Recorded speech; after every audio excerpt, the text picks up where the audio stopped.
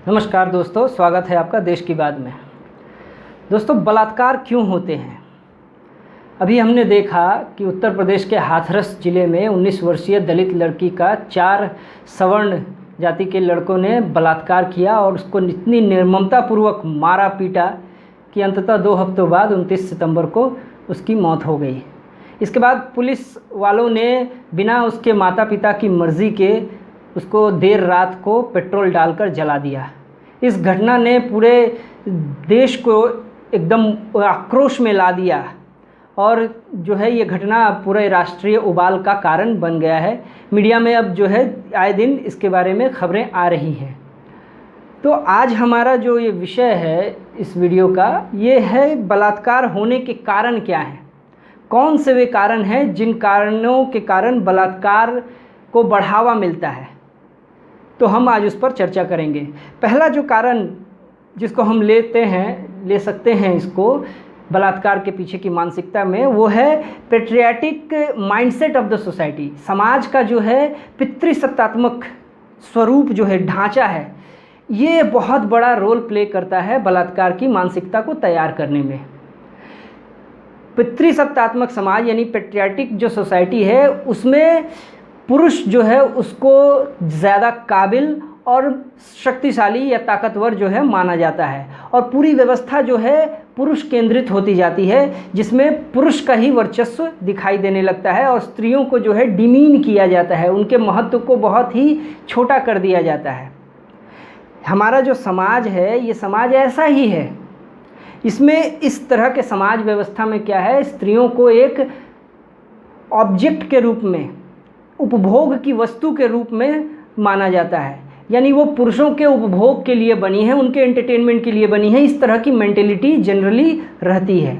इस मेंटेलिटी में काफ़ी जो है परिवर्तन आया है। मैं इसका विकास नहीं कहूँगा, परिवर्तन कहूँगा। और समय के साथ साथ जो है वो बहुत ही सूक्ष्म होती गई है, बहुत ही माइक्रो लेवल पर होती गई है।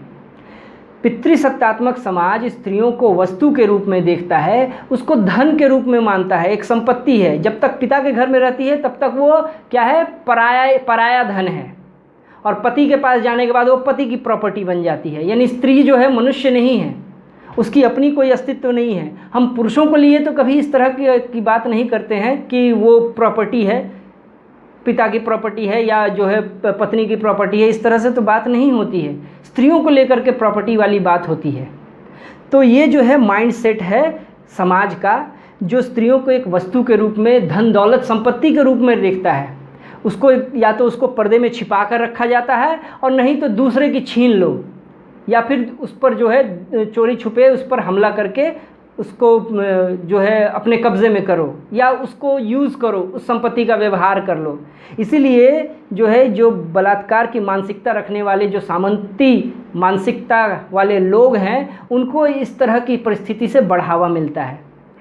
बचपन से ही हम देखते हैं कि ये समाज जो है पितृसत्तात्मक समाज, वो लड़के और लड़कियों में भेद करने लगता है। बहुत ही छोटी उम्र से भेद किया जाना शुरू हो जाता है। देखा जाए तो उनके जन्म से ही शुरू हो जाती है भेदभाव की बातें।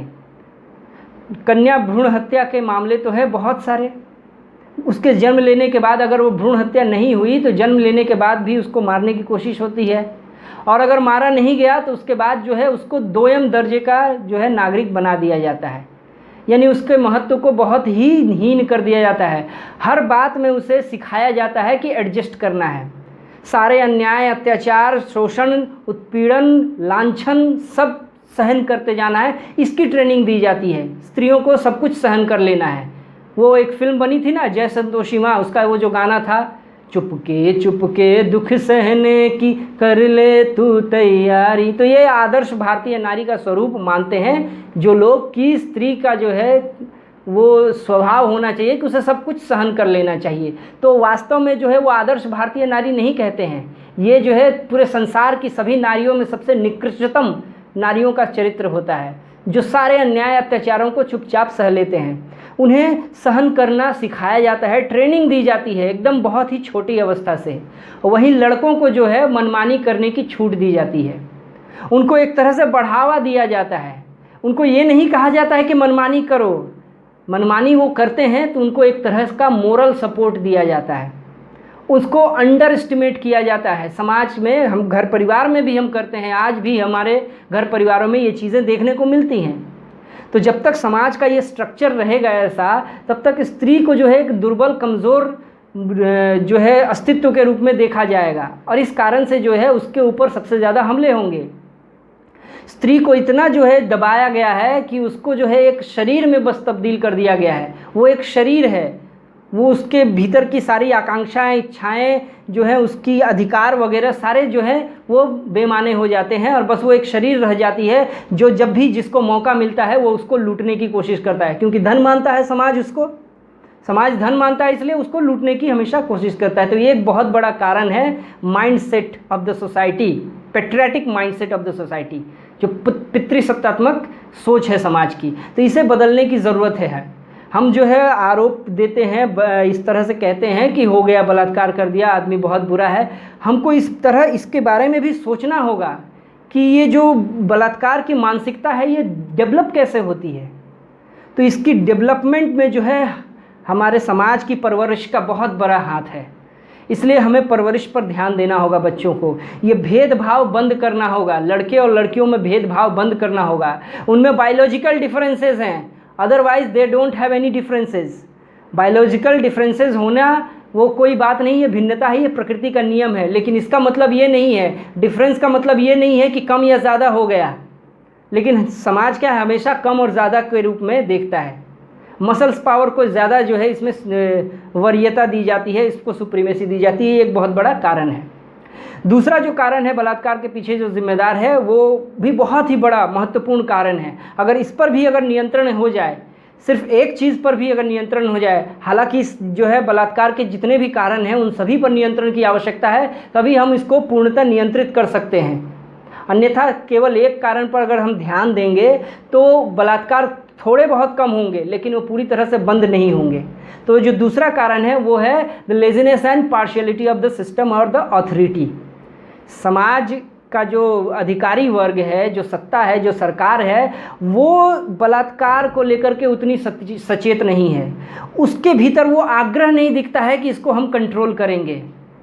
उसके पीछे जो है मेंटल कंडीशन भी जिम्मेदार होते हैं, और पॉलिटिकल विल भी बहुत हद तक मायने रखता है।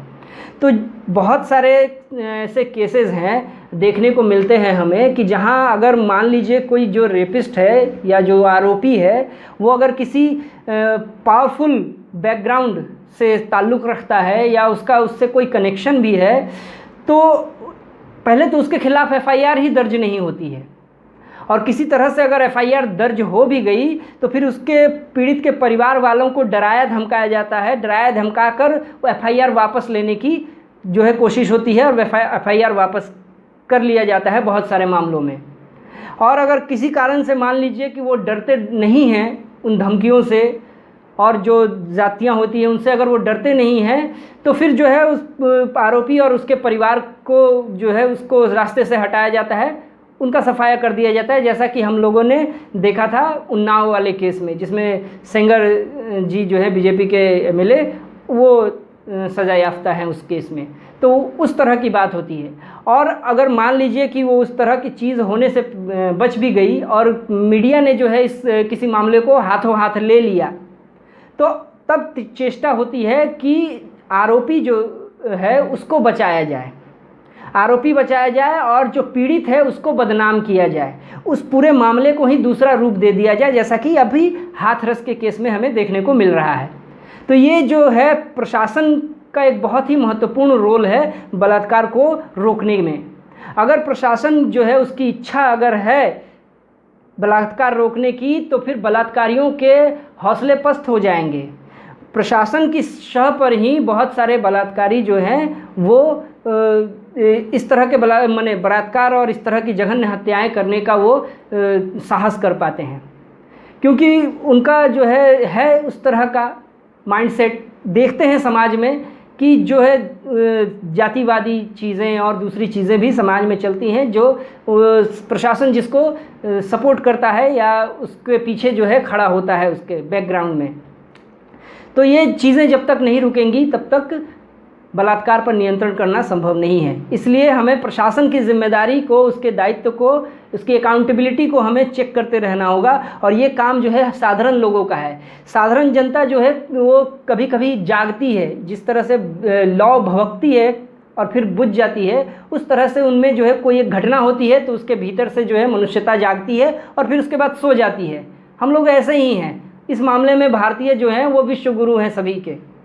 हाँ, यहाँ सोने के मामले में भारतीय जो है सबसे आगे हैं। यहाँ जो है एक धुकधुकी की तरह जगती है, जलती है आग, विरोध का स्वर मुखर होता है अन्याय अत्याचार के खिलाफ और फिर तुरंत ही सो जाता है। तो जब तक ये हम अपने इस स्थिति को, अपने इस स्टैंड को बदलेंगे नहीं, तब तक जो है हम रोक नहीं लगा सकते बलात्कार पर। अधिकारियों पर, सरकार पर हमें लगातार दबाव बनाए रखना होगा ताकि वो इन सब मामलों में बहुत गंभीरता से प्रयास करे, वो आरोपियों के पीछे ढाल बनकर खड़ी न हो। अगला जो कारण है बलात्कार के पीछे, जैसा कि मुझे लगता है कि, और ये हाथरस के मामले में ये पूरी तरह से स्पष्ट रूप से आ गया है, पहले भी ये चर्चाओं में रहा है लेकिन उस रूप में जो है ये खुलकर जो है सामने नहीं आया। आज इसकी नंगी तस्वीर सबके सामने है। वो है कि rape is used as a tool to show the racial supremacy. अपने जातीय संप्रभुत्ता को, अपने जातीय जो है प्रभुत्व को, संप्रभुत्ता नहीं, प्रभुत्व को साबित करने के लिए, उसको बनाए रखने के लिए भी बलात्कार को एक साधन के रूप में, एक माध्यम के रूप में इस्तेमाल किया जाता है। यानी सदियों से हम देखते आ रहे हैं कि जो उच्च वर्ण के लोग हैं, जो इस तरह के मानसिकता को रखते हैं, फीडल मेंटेलिटी जो है जिनकी, वे लोग जो दलित जातियां हैं, दलित जातियों की औरतों का बलात्कार करते आए हैं और इस बलात्कार करने के लिए उन्होंने इसको जो है बलात्कार का साधन, जो है बलात्कार को साधन बनाया है अपनी जातीय संप्रभुत्ता दिखाने के लिए, ताकि उनका दबदबा कायम रहे समाज में। आज जिस तरह से जो आरोपी हैं, चारों आरोपी हाथरस केस में बलात्कार के, उन चारों आरोपियों के पक्ष में वहाँ के जो पंचायतें हैं वो उठ खड़ी हुई हैं। जो ठाकुर समुदाय है वो विरोध प्रदर्शन कर रहे हैं, पंचायतें कर रहे हैं उन आरोपियों के पक्ष में, बलात्कार के जो आरोपी हैं। और सत्ता जो है, सरकार जो है मध्य प्रदेश, माफ़ कीजिएगा, उत्तर प्रदेश की सरकार पूरी तरह से जी जान से कोशिश कर रही है आरोपियों को बचाने की। तो ये चीज़ें दिखाई दे रही हैं। इसलिए जो है ये एक बहुत ही ख़तरनाक बात है कि बलात्कार को, जिसको एक मानव समुदाय का एक जघन्यतम अपराध है, इसको वो एक माध्यम बनाते हैं अपनी जातीय श्रेष्ठता या सुप्रीमेसी को दिखाने के लिए, सर्वोच्चता को दिखाने के लिए, अपने दमखम को दिखाने का एक साधन बना लेते हैं। ये अत्यंत ही निंदनीय काम है और इसकी हमें भरपूर निंदा करनी चाहिए और आवाज़ बुलंद करना चाहिए। अगर बुरे लोग संगठित हो रहे हैं तो अच्छे लोगों को भी संगठित होना पड़ेगा। हम ये नहीं कह सकते कि अच्छा आदमी जो है उसको ज़रूरत नहीं है किसी चीज़ की। वो एक बहुत पुराना मुहावरा है, कहावत है, कहते हैं कि सांच को आँच नहीं, लेकिन ये मुझे बिल्कुल गलत लगता है। सांच को ही आँच आती है। सच्चाई, जो लोग सच्चाई की राह पर चलते हैं, भले रास्ते पर, नेक रास्ते पर चलते हैं, उनके ऊपर ही मुसीबतें आती हैं। इसलिए संगठित होने की ज़रूरत उनको भी है, क्योंकि अन्याय, अत्याचार, शोषण करने वाले, उत्पीड़न करने वाले लोग संगठित हैं। क्यों आखिर ऐसा होता है कि जो जिनका शोषण होता है, जिन पर अत्याचार होते हैं, उन लोग जो हैं बिल्कुल हार जाते हैं इस लड़ाई में, क्योंकि उनको सहायता नहीं मिलती है, सहयोग नहीं मिलता है, सपोर्ट नहीं मिलता है, लोग उसके साथ खड़े नहीं होते हैं, लोग संगठित होते नहीं हैं। जबकि जो अत्याचारी हैं, शोषक हैं, उनका हमला संगठित हमला होता है। मीडिया हो गया, आपका शासन तंत्र हो गया, फिर से समाज का संगठन हो गया, सब लोग एकजुट होकर जो है हमला करते हैं। और इस तरह से वे लोग जो संगठित नहीं हैं लेकिन वो सही रहें, वो हार जाते हैं। तो ये एक बहुत बड़ा कारण है समाज में रेप के होने का, रेप ज़्यादा मात्रा में बढ़ने का। अगला जो कारण है वो भी एक बहुत महत्वपूर्ण कारण मेरे विचार से, तो मैं जहाँ तक मुझे लगता है कि ये जो है एक अत्यंत महत्वपूर्ण कारण है। अन्य कारणों में अगर देखा जाए तो ये सबसे महत्वपूर्ण कारण मैं इसको कहता हूँ, और वो है कि जो आर्थिक रूप से पिछड़े लोग होते हैं, माने poor economic background of the victim, that is one reason, the most important reason behind the rape. बलात्कार के पीछे ये एक बहुत ही ज़्यादा महत्वपूर्ण कारण है, क्योंकि जितने भी बलात्कार होते हैं भारत में, उनमें सबसे अधिक संख्या ऐसे पीड़ितों की है जो आर्थिक रूप से कमज़ोर हैं। क्योंकि जो संपन्न तबका है उसके पास पैसा है, पावर है, और वो इस बात को जानता है कि उस सिस्टम में बैठे हुए जो उसकी मेंटेलिटी के लोग हैं वो उसका ही साथ देंगे। वो ये भी जानता है कि जो आर्थिक रूप से कमज़ोर तबका है, जो आर्थिक रूप से कमज़ोर है, वो हमारे पावर और पैसे के सामने ज़्यादा देर तक टिक नहीं सकता। और इसमें एक बहुत बड़ी कड़वी सच्चाई भी है। तो आर्थिक रूप से कमज़ोर तबके के ऊपर इस तरह के बलात्कार वाली घटनाएं जो हैं वो ज़्यादा होती हैं, क्योंकि वो कमज़ोर हैं, उनको अपने पक्ष में खड़े दिखाई नहीं देते हैं। लोग दिखाई देंगे कैसे? समाज जो है वो हमेशा शक्तिशाली के साथ खड़ा रहा है। गरीब के साथ खड़ा होने की बात वो जो अभी थोड़ी देर पहले मैंने की, वो तभी होता है जब वो एक आग थोड़ी धधकती है, कुछ असंतुष्टि होती है, धधकती है, लेकिन वो फिर बुझ जाती है। लेकिन ये आग हमेशा जलती रहनी चाहिए। मेरी कोशिश है कि आग जलनी चाहिए। तेरे सीने में न सही तो मेरे सीने में, न सही तो तेरे सीने में सही, हो कहीं भी आग, लेकिन आग जलनी चाहिए। तो ये आग जलती रहनी चाहिए। इससे जो है शासन तंत्र पर, अधिकारियों पर दबाव पड़ता है कि वो सही न्याय प्रक्रिया को वो इस्तेमाल करें। तो ये बहुत ज़रूरी है। ये एक बहुत बड़ा ही कारण है बलात्कार के पीछे। अगला जो कारण है बलात्कार के पीछे, जिसको भी हम देख सकते हैं समाज में, ये स्पष्ट रूप से दिखाई देता है, वो है कि victim blaming mentality of the society. यानी समाज जो है वो पीड़ित को ही दोषी, उसको ही कलंकित मानने लगता है। आज भी समाज में ऐसे बहुत सारे लोग हैं जो पीड़ित को ही दोषी मानने लगते हैं। बलात्कार के पीछे जो है वो स्त्रियों को ही दोषी ठहराने लगते हैं। घूम फिर कर बात हमेशा जो है उसके पहनावे पर आ जाती है कि उसका पहनावा जो है वो पुरुषों को उत्तेजित करता है।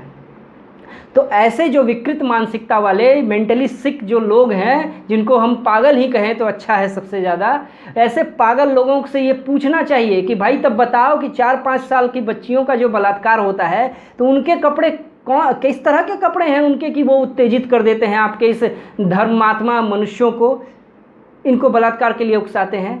और फिर लड़कों का क्यों होता है बलात्कार? सिर्फ लड़कियों का ही बलात्कार नहीं होता, लड़कों का भी, और उसमें जो है नाबालिग लड़के सबसे ज़्यादा उनका बलात्कार होता है। तो ये समाज में जो विक्टिम ब्लेमिंग मेंटेलिटी है, यानी पीड़ित को ही दोषी करार देने की भावना, ये बहुत ही ज़्यादा फैली हुई है। जब भी बलात्कार होता है किसी का तो इस तरह से जो है उसको किया जाता है कि उसके ऊपर ही आरोप आ जाते हैं। और जो समाज में एक चलती है मान्यता कि स्त्री जो है अगर उसका शारीरिक रूप से जो है किसी ने उसके साथ शारीरिक संबंध बनाया है जो उसका पति नहीं है या उसके किसी और के साथ हो गया है, तो इससे जो है उसका सब कुछ खत्म हो गया। तो ये एक बहुत बड़ी मानसिकता है। बिजली होना ये चाहिए था कि जिसने बलात्कार किया है उसको मुंह छुपाकर फिरना चाहिए था, उसको दोषी करार देना चाहिए था, उसका जो है मान सम्मान डूबना चाहिए था। लेकिन होता यहाँ ठीक उल्टा है। जो पीड़ित है उसको ही जो है अपवित्र घोषित कर दिया जाता है, उसको मुंह छुपा कर रहना पड़ता है। और ये जो बलात्कारी लोग हैं ये सिर उठाकर समाज में घूमते हैं और लड़की जो है वो आत्महत्या कर लेती है। तो हमें इस बात को समझना होगा, ये समाज में पूरा ये मेंटेलिटी पूरी फैली हुई है। और हमारी समाज की बहुत सारी कार्य पद्धतियाँ ऐसी हैं, बहुत सारे ऐसे काम होते हैं, समाज के जो तरीके हैं, व्यवहार है, आचरण है, उसमें ये दिखाई पड़ता है इस तरह की मेंटेलिटी। अब एक सीधा सा उदाहरण हम देख लेते हैं। मान लीजिए कि किसी ने ठग लिया, किसी ने ठगी कर ली किसी की, तो जिसको ठगा गया है समाज उसको कहता है अरे तू मूर्ख है, गधा है, तुझे तो ठग लिया रे। और जो ठग लेता है, जो ठगी का कार्य करता है, उसको कहा जाता है कि वो चालाक है, चतुर है, गुरु है। तो इस तरह से क्या है, अपराध और अपराधियों का महिमा मंडन होता है हमारे समाज में। बहुत सारी ऐसी जो है ट्रेंड हैं समाज की, सोसाइटी की चीज़ें जो है देखने परखने का नज़रिया, उसमें ये मेंटेलिटी दिखाई पड़ती है हमें कि वहाँ विक्टिम को ही ब्लेमिंग किया जाता है, उसी को हीन किया जाता है, हीन भावना से उसको ग्रसित करवाया जाता है। और यही बात जो है बलात्कारी और पीड़ित के बीच में दिखाई देता है हमें संबंध। आज के वीडियो में इतना ही, मिलते हैं अगली वीडियो में। अगली वीडियो में हम लोग चर्चा करेंगे कि कैसे रोका जाए, बलात्कार को रोकने के लिए क्या क्या करना ज़रूरी है। धन्यवाद।